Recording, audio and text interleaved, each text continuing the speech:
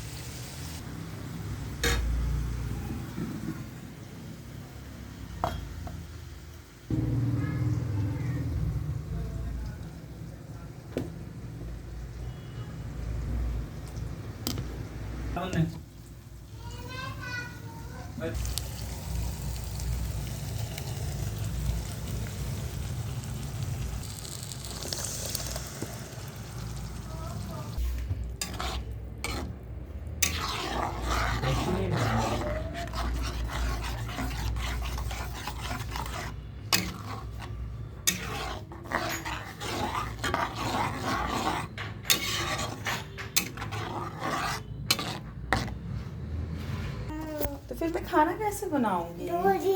गोदी अभी नहीं लल्ला, बस थोड़ा सा इसमें पनीर डाल देती हूँ, फिर मैं आपको गोदी ले लेती हूँ। Just wait baby wait. ये गया हमारा पनीर, हमारे मसाले में डीप हो गया आयांश। फिर इसे हम 5 मिनट के लिए ढक देंगे। ये थोड़ा सा हमारा पनीर बटर मसाला ऐड कर रही हूँ फिलहाल। आप चाहे तो इसमें कसूरी मेथी और फ्रेश क्रीम भी ऐड कर सकते हैं फ्रेंड्स। सो हमारी ये सब्ज़ी 5 मिनट में रेडी हो जाएगी।